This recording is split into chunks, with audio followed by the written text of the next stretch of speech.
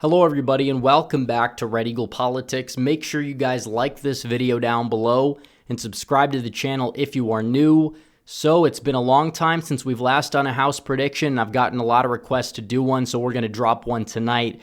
And this will be the second to last house prediction. We'll probably be doing the final House and Senate prediction probably the day before the presidential election prediction drops. Maybe we'll do it the same day. I don't know. But either way, what we do know is that Donald Trump, he's poised to retake the White House. He has an edge right now according to most fundamentals, according to, most polling in terms of the Electoral College. He leads in enough states to retake the White House. But if he gets there, he's probably going to have the Senate. I think most Democrats can admit that if they look at the map and are objective. But the House is kind of in limbo. People ask a lot of questions about the House. And in terms of the polling for the generic congressional vote, the Democrats are actually underrunning Harris, which is strange because they were not underrunning Biden. But then again, Harris is polling a little bit better. But what we do know is that there has been this underestimation of the House vote by an average of around, 2 points, 2.5 points in both 2016 and 2020 when Trump was on the ballot. He does typically galvanize a lot of these lower propensity voters to turn out in districts where, in a midterm year, Republicans may not do so well and they vote red down ballot. And that's partially why, fundraising doesn't exactly matter nearly as much in a presidential election. And when we get the final reports and the final prediction, we might take it a little bit more into account because it does showcase the quality of the campaigns. But still, it's really just going to come down to the type of district it's in. There is the candidate quality aspect, but also the presidential margin in most cases will dictate the House margin. And depending on where the district is, if it's, kind of like a more rural, ancestrally Democrat district, maybe the Democrats are going to outrun Trump by a little bit, like they did in Wisconsin's 3rd in 2020. But on the other hand, these more suburban areas, you have more people who will vote blue at the top of the ticket and then vote Republican down ballot. So, it just depends on the type of district. But we're going to start off, we're going to go state by state, go through all the competitive races, and there are none in Alabama. There's one in Alaska. And Nick Bajich, he actually, was able to clear the field on the Republican side. Now, keep in mind, they have this multi-candidate primary. They didn't have that before. This is a really close call. We'll have to see. I think Trump on the ballot is going to help out. I don't know if Peltola is really going to underrun by 10 points in a head-to-head, especially now that she has a record. And also, we'll see what happens on that front in ranked choice voting. But I will say that Bajich will win the first ballot, and depending on what happens, he may actually win it. So I think tilt R is fair, but you could make a case for either. This is not the final prediction. So we have Arizona. We have David Schweikert. This is a district, he's being faced by Amish Shah. This is a district that's going to be extraordinarily close. It's going to be a very close race. I think you talk about this district, could it move left at the presidential level? I would probably say no. I think Schweikert is going to outrun by just a little bit. The guy seems like he's just unbeatable. Now, that may change in the final prediction, but I think Tiltar is fine for right now.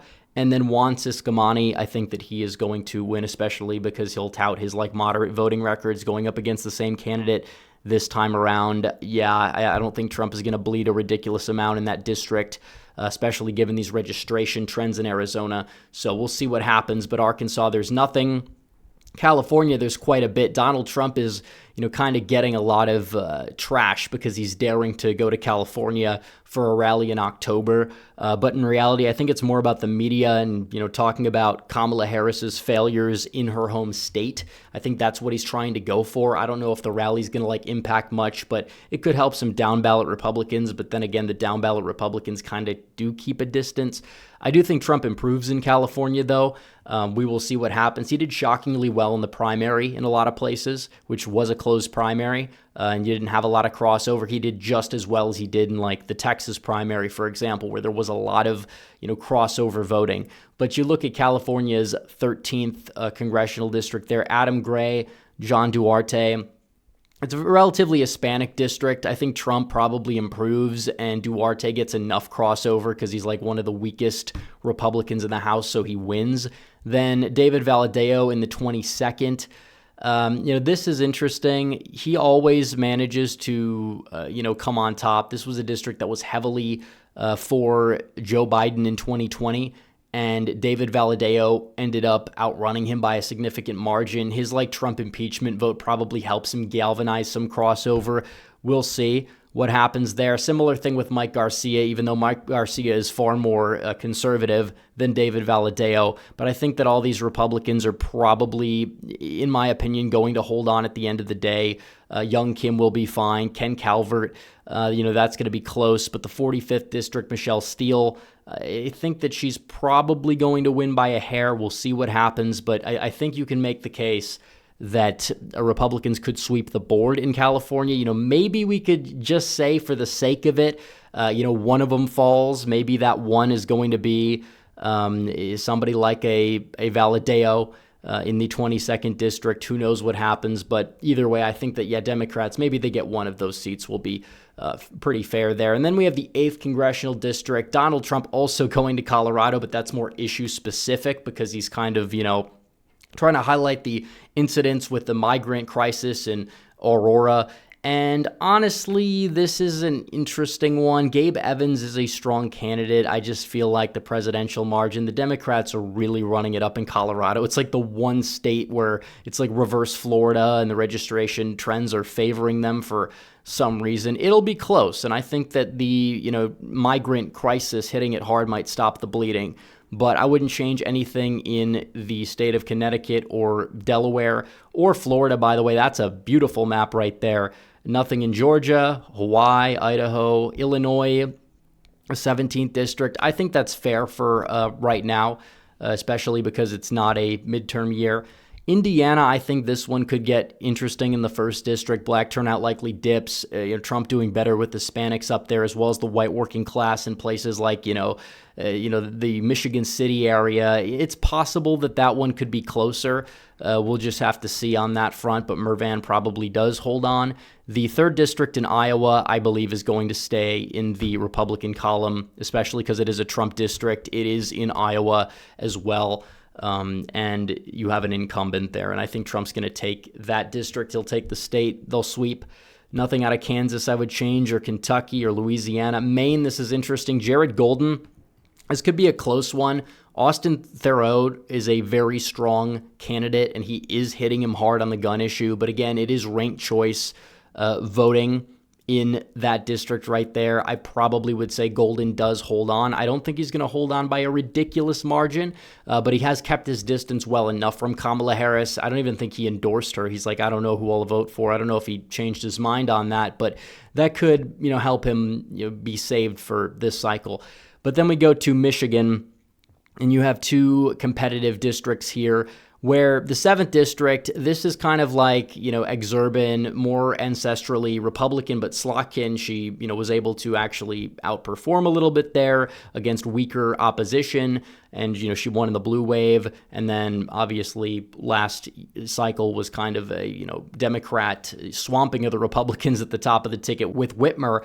But you look at this district, I think Tom Barrett is going to, pick it back. I think that Trump might improve a little bit in that district overall, and usually if it's an open seat, it goes the way the presidential margin does. And the 8th district is trending right. I think Trump is going to go out there. I think he's going to take the 8th district, and I think it's going to flip as well because Dan Kildee is retiring there. So already 218 Republicans do have the House.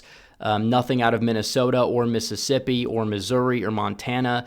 Nebraska, I think Don Bacon goes down, especially because of the whole, winner-take-all thing. If they're going to bring it up, they have to actually follow through on it, or the, independents are going to get angry, and Don Bacon did support it, and I'm sure they're going to hit him hard for that.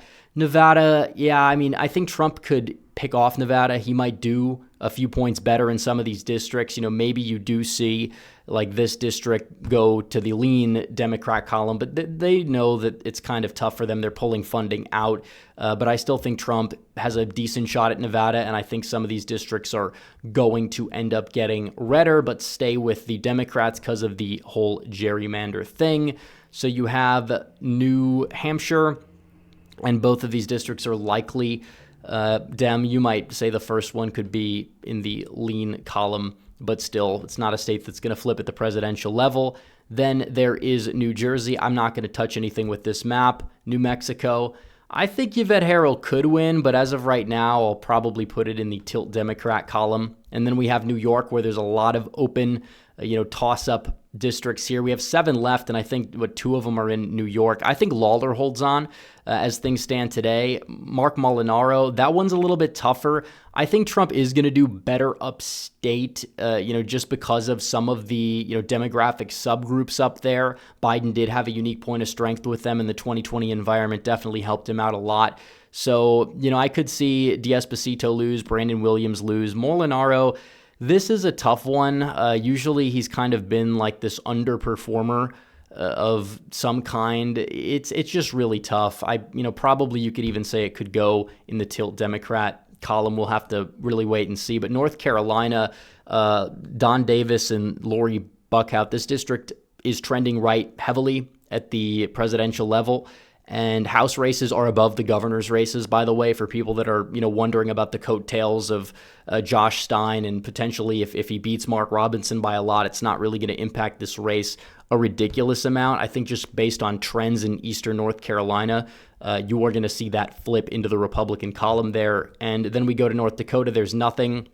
Ohio, there is nothing. Honestly, you could make a case for these being, much closer elections, just based on the fact that, it's a Trump +3 district. It's getting redder.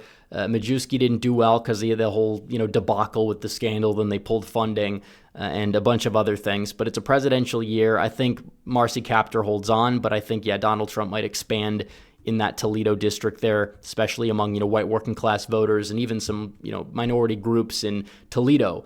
Then you have Oregon.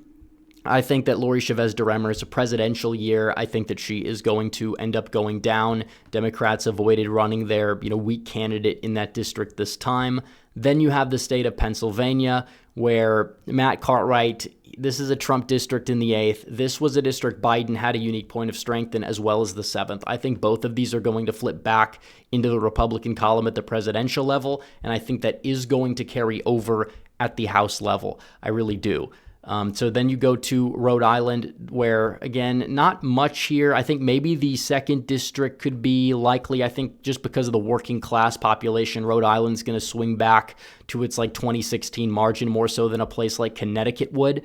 And then we have, the state of Texas. Wouldn't change anything here. Maybe I would make the 34th district closer. I do believe that it's going to get a hell of a lot closer at the presidential level, and go to Utah where there's nothing, Vermont where there's nothing, and then Virginia. This is a tough one. I think that, Spanberger out of the way, and the Democrats running a Vindman, and they've been celebrating certain attacks on Donald Trump, actual attacks, and we know what those are. Yeah, not the best look. Derek Anderson, solid candidate overall. I just don't think that, even though the presidential margin will get closer, I'm not really going to put that one in the Republican column, but I do believe Jen Kiggans will hold on in the 2nd district. And then we go to Washington, where even in some liberal polls, Joe Kent is leading in the 3rd district, running a more competent campaign this time around. Trump is on the ballot this time around.